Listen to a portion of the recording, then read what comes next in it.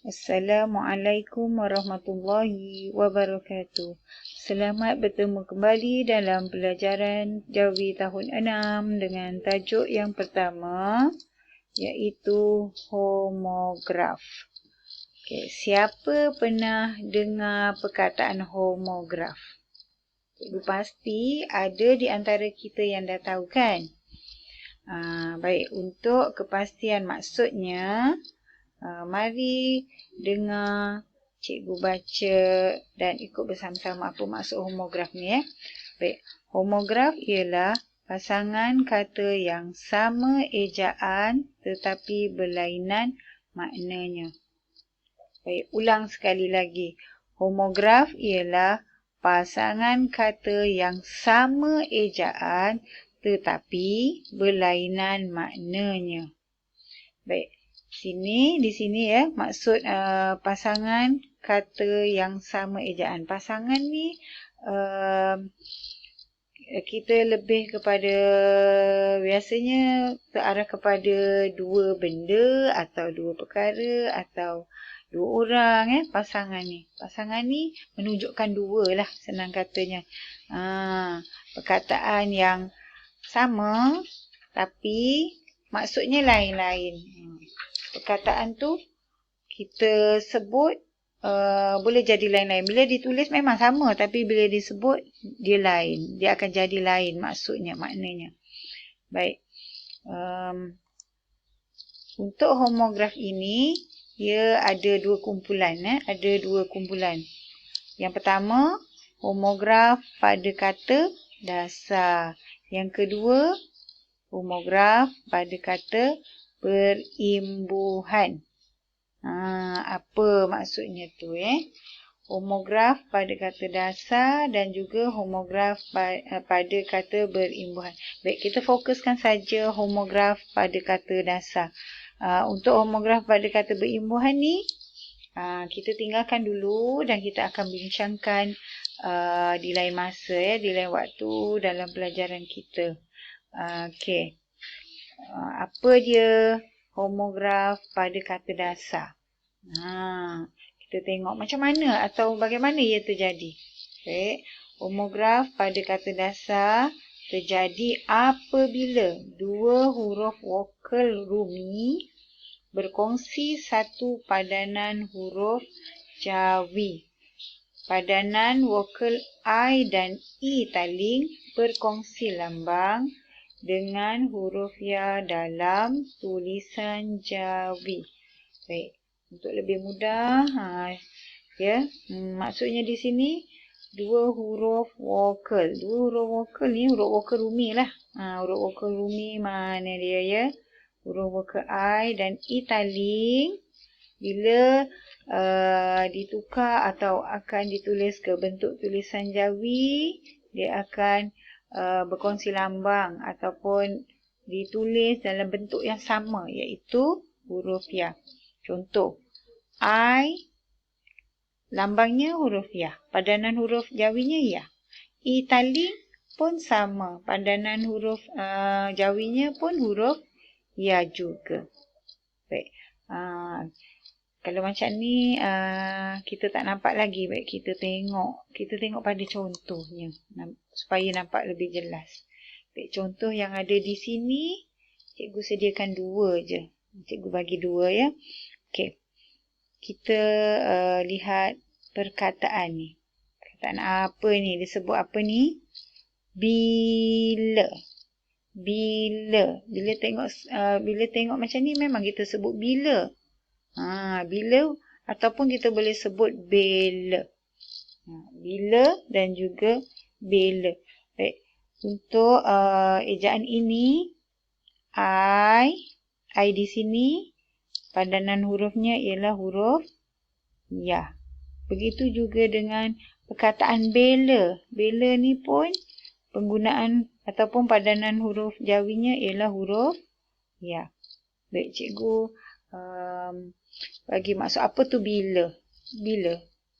Bila ni cikgu bagi ayat, kita masukkan pada ayat ya. Bila nak pergi sekolah, bila nak jumpa kawan, Lama dah kan? Lama dah kita cuti bila, nak pergi sekolah bila, nak jumpa kawan. Baik, bila. Bila ni kita bagi contoh ayat macam ni lah. Katakanlah perkataan macam ni. Ayatnya begini. Amir menuntut bela di atas kematian ayahnya. Nampak berbeza kan? Bila dengan bela. Baik, untuk contoh yang kedua, kita lihat sisi. Kita boleh sebut sisi ataupun sesi. Tak salah pun. Kita nak sebut sisi atau sesi. Tak payah nak gaduh. Sisi atau sesi. Boleh saja disebut. Okey. Yang kita nak bincangkan di sini. Padanan huruf I, vokal I. Bila ditulis kepada tulisan Jawi, dia akan menjadi huruf ya. Padanan yang sesuai dengannya ialah huruf ya. Begitu juga dengan I taling ni. I taling ni pun sama. Huruf ya. Huruf ya. Padanannya ialah huruf ya. Baik, untuk homograf pada kata dasar yang kedua, kita lihat bagaimana ia terjadi. Serupa juga dengan yang tadi tu, I dan I taling yang berkongsi lambang dengan huruf ya. Di sini cikgu kongsikan satu lagi berkenaan dengan homograf pada kata dasar.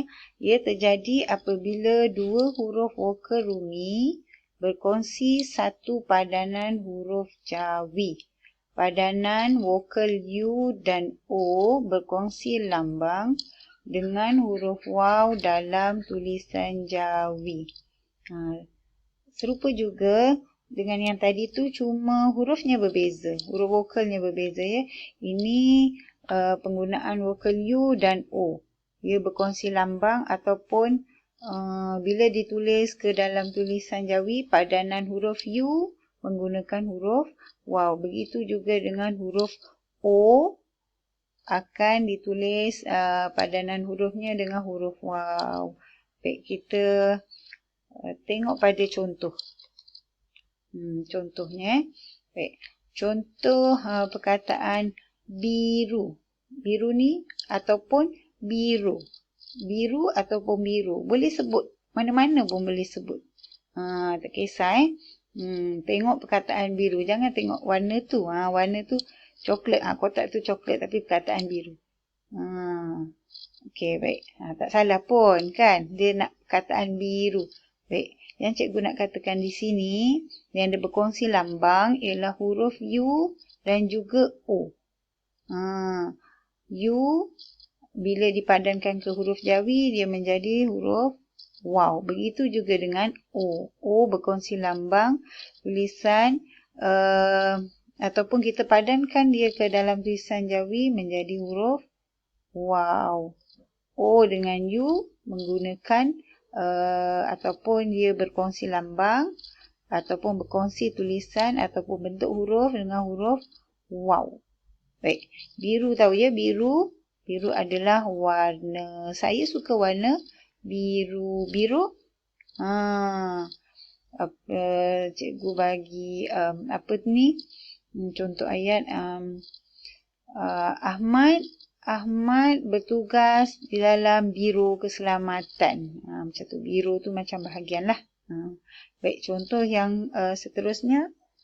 Pula. Pula. Kita boleh sebut pula ataupun pola. Macam mana pun boleh nak sebut. Tak payah nak gaduhkan sangat ya. Pula ataupun pola. Okey, vokal ni lebih kepada vokal O dan juga vokal U. Bila ditulis ataupun ditukarkan ke padanan huruf Jawi, dia menjadi huruf waw. Okey, satu perkara yang kamu perlu tahu, bagaimana nak membezakan satu perkataan ya. Ini adalah homograf. Bagaimana kita nak membezakan satu-satu perkataan tu. Siapa tahu? Macam ni sebenarnya. Untuk membezakan satu perkataan dengan satu perkataan yang sama ni, untuk membezakan maksudnya, ia perlu penggunaan ayat. Lebih kepada penggunaan ayat lah. Okey, itu sahaja. Baik. Sebelum akhirnya cikgu nak ulang semula. Apa maksud homograf? Okey, dalam soalan PSRA biasanya dia akan tanya apa maksud homograf dan berapa bahagiannya. Itu soalan yang paling famous sekali lah. Baik, kita ulang semula. Apa itu homograf? Baik. Homograf ialah pasangan kata yang sama ejaan tetapi berlainan maknanya. Ingat baca ulang-ulang kali, insya-Allah kita akan ingat maksudnya. Mudah saja. Homograf ialah pasangan kata yang sama ejaan tetapi berlainan maknanya. Ingat pada pasangan kata yang sama ejaan, maksud dan tapi maksudnya berlainan. Itu saja. Perkataan sama tapi maksud dia lain. Itu lebih mudah. Baik. Berapakah bahagian homograf ataupun berapakah kumpulan homograf? Hanya ada dua saja. Homograf pada kata dasar dan homograf pada kata berimbuhan. Baik. Untuk akhirnya, cikgu harapkan mudah-mudahan kamu jaga diri, rajin-rajin belajar di rumah. Baik. Sekian, terima kasih dan selamat belajar.